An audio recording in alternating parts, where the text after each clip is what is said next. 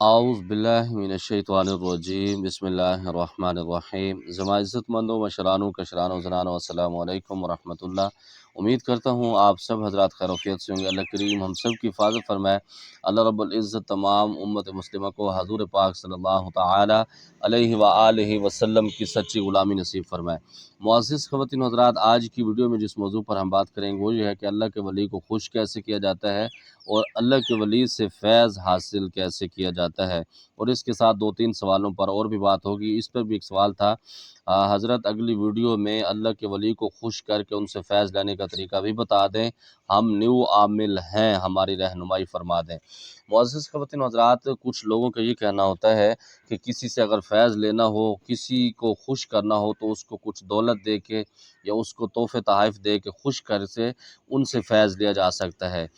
بالکل یہ غلط بات ہے، کیونکہ جو اللہ کا ولی ہوتا ہے تو وہ کبھی بھی دولت سے خوش نہیں ہوتا، وہ اس وقت خوش ہوتا ہے جب آپ اس کا دل جیتے ہیں۔ اب آپ کو نہیں پتہ کہ اس کا دل کیسے جاتا ہے۔ مثال کے طور پر ایک اللہ کا ولی ہے، وہ تہجد گزار بھی ہے، نمازی ہے، سارے معاملات ہیں، تو جب آپ اس کو ملنے کے لیے جائیں گے، آپ نماز کی پابندی ہو، آپ کے سر پر امامہ شریف ہو، داڑھی کا مکمل پروٹوکول ہو آپ کے چہرے پر، اور اس کے ساتھ آپ نے ہلکی سی خوشبو لگائی ہو، جب آپ اس کے سامنے باادب طریقے سے بیٹھیں گے، اس کے سامنے جب آپ گفتگو کریں گے، ان کے چہرے کو آپ نے زیادہ نہیں دیکھنا، زیادہ آپ نے ان کو پر توجہ نہیں ڈالنی، بس اپنی بات کرنی ہے، نیچے منہ کر لینا ہے بڑی توجہ سے، اور منہ کے اندر سے جو لفظ آپ نے نکالنے ہیں پہلے آپ نے ان کو تولنا ہے، پھر بولنا ہے۔ انشاءاللہ تعالی بہت جلد آپ کی رسائی ان تک ہوگی۔ اور جو لوگ یہ سمجھتے ہیں کہ اللہ کے ولی کو کچھ دینے کے بعد ان سے فیض لیا جائے، یہ بالکل غلط ہے۔ اس طریقے سے اللہ کے ولی نہیں ہوتے، اور جو خاص کر عاملین ہوتے ہیں وہ اگر فیض حاصل کرنا چاہتے ہیں، کیونکہ وہ کہتے ہیں نا کچھ پانے کے لیے کچھ کھونا پڑتا ہے، جتنا آپ ان کی خدمت گزاری کریں گے، عاجزی سے پیش آئیں گے، اور سب سے بڑی بات یہ ہے کہ اس کے ساتھ اللہ رب العزت کی پاکیزہ بارگاہ کو آپ راضی کر لیں۔ مثال کے طور پر آپ نماز کی پابندی نہیں کرتے اور آپ لوگوں کا دل دکھاتے ہیں، تو آپ کسی اللہ کے ولی کے پاؤں دبانے بیٹھ جائیں، کبھی بھی وہ آپ کو فیض نہیں دیں گے، کیونکہ جو اللہ کے ولی ہوتے ہیں وہ دلوں کے جاسوس اور دلوں کے چور ہوتے ہیں، وہ دل کے راز جان لیتے ہیں۔ جیسا کہ میں نے پرسوں کی ویڈیو میں بتایا تھا کہ کشف قبور کیوں کیا جاتا ہے، اس کے اندر یہی چیزیں آتے ہیں کہ کسی کے دل کے حال معلوم کر لینا، اور اس میں یہ بھی ہوتا ہے کہ اکثر بزرگان دین کے پاس جب ہم جاتے ہیں، ہم جا کے بیٹھتے ہیں، وہ ہمیں وہ چیزیں بتا رہے ہوتے ہیں جو ہم کر کے آ رہے ہوتے ہیں یا ہم وہ کر چکے ہوتے ہیں۔ تو ان کا مقصد یہ نہیں ہوتا کہ غیب کی خبریں ان کے پاس ہیں، وہ صرف یہی ہے کہ اللہ کی عطا ہوتی ہے، انہوں نے اللہ رب العزت کی پاکیزہ بارگاہ کو راضی کیا ہوتا ہے، تو اس وجہ سے اللہ رب العزت ان پر کرم فرماتے ہیں، وہ کچھ چیزیں بتا بھی دیتے ہیں، ورنہ وہ اس چیزوں کو پسند بھی نہیں کرتے۔ الحمدللہ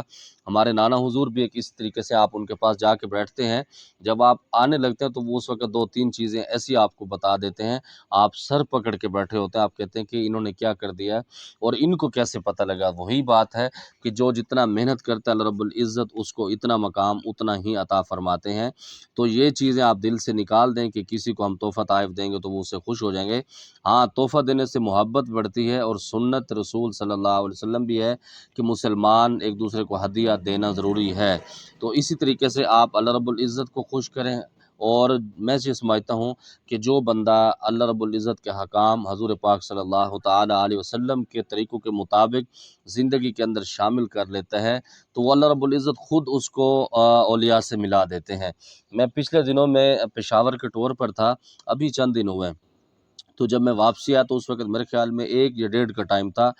دن میں، رات کی بات نہیں کر رہا۔ تو جیسے میں گھر آ کے بیٹھا، میں نے غسل کیا، کپڑے تبدیل کیے۔ جب کپڑے تبدیل کیے تو میرے بھانجے نے مجھے فون کیا کہ ماموں فلاں بندہ ایک ملنے کے لیے آپ کو آیا ہوا ہے، اور وہ بندہ کیا تھا، میں نے پچھلے اپنے چینل پر اس کا کلام بھی لگایا ہوا تھا، خواجہ غلام فرید رحمۃ اللہ علیہ کا جو کلام میں خود بھی بعض اوقات پڑھ رہا ہوتا ہوں، پیدا کی تو ربا بے درداں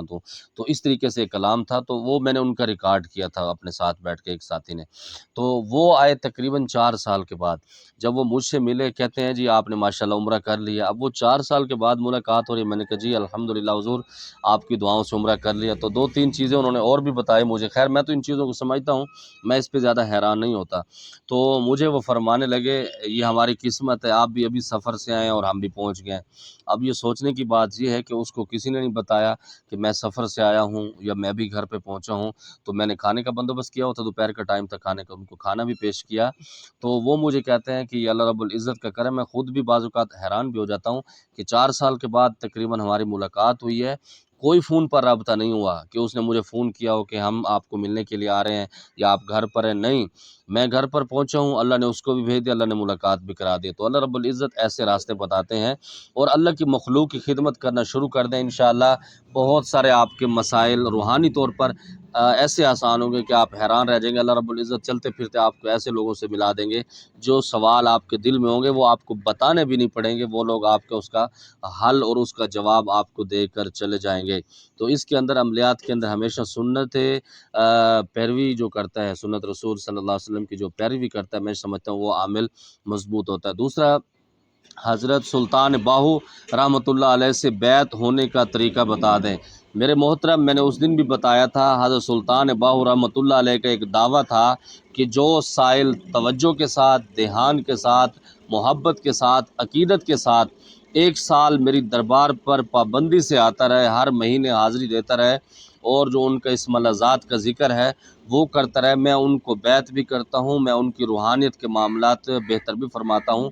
और मैं ये समझता हूँ, मेरा ईमान है कि उनका ये चैलेंज, उनका ये दावा 110% क्लियर है, क्योंकि अल्लाह रब्बुल इज़्ज़त ने इस फ़कीर को जो दिया है तो उनके दर से बहुत सारे मामलात क्लियर हुए हैं। इसी तरह दूसरा एक सवाल है, अस्सलाम वालेकुम, कलमा तजीबा कल्बी और जाहरी ज़िक्र और इसके फ़ायदे बता दें। मुअज़्ज़ज़ ख़वातीन व हज़रात, ज़िक्र कोई भी होता है उसके अंदर फ़वाइदे हैं, क्योंकि ज़िक्र आप किस हाल में भी करते हैं, ऊँची आवाज़ में करते हैं, कम आवाज़ में करते हैं, तो वो आपके लिए फ़ायदेमंद होता है, आपकी दुनिया और आखिरत बेहतर फरमा देता है। क्योंकि दुनिया का एक दस्तूर है, जिस चीज़ को ज़्यादा याद किया जाए, उसका तकरार किया जाए, वो आपके दिल के अंदर बैठ जाती है। मिसाल के तौर पर एक रेहड़ी वाला है, वो जब सारे दिन रेहड़ियों की उसके मतलब केले बेचता है या कोई भी फ्रूट बेचता है, तो उसकी आवाज़ें लगाता है, वो रात को सोते वक़्त उसकी आवाज़ें लगा रहा होता है। और कलमा का ज़िक्र भी इसीलिए कराया जाता है कि जब आदमी इस दुनिया से जाए तो उसकी ज़ुबान के ऊपर कलमा तय्यबा जारी हो, उसकी कब्र के मामलात बेहतर हों और उसकी दुनिया आखिरत बदल जाए।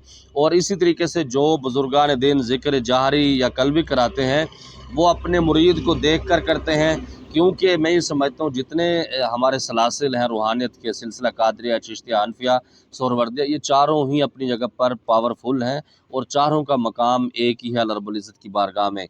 सारे ही अपनी जगह पर ठीक काम कर रहे हैं। तो इसमें जो भी आप ज़िक्र करते हैं अपने मुर्शिद से राब्ता करके, वो जैसे आपको बताएँगे इंशाअल्लाह ताला उसके अंदर फ़ायदा होगा। अल्लाह रब्बुल इज़्ज़त की बारगाह से दुआ गो हूँ, अल्लाह रब्बुल इज़्ज़त हम सब की हिफ़ाज़त फ़रमाए, 100% दीन के मुताबिक ज़िंदगी गुज़ारने की तौफ़ीक नसीब फ़रमाए, आपस में मुहब्बत इत्तेफ़ाक के साथ रहने की तौफ़ीक नसीब फ़रमाए और अल्लाह रब्बुल इज़्ज़त हमारी दुनिया आखिरत के तमाम मामलात बेहतर फ़रमाए। जो लोग रूहानियत का सफ़र तय कर रहे हैं, अल्लाह रब्बुल इज़्ज़त उनको बुलंदियों से माला माल फ़रमाए। ज़माद पारा ख़ास दुआ का खुदाई पामान। अस्सलामु अलैकुम।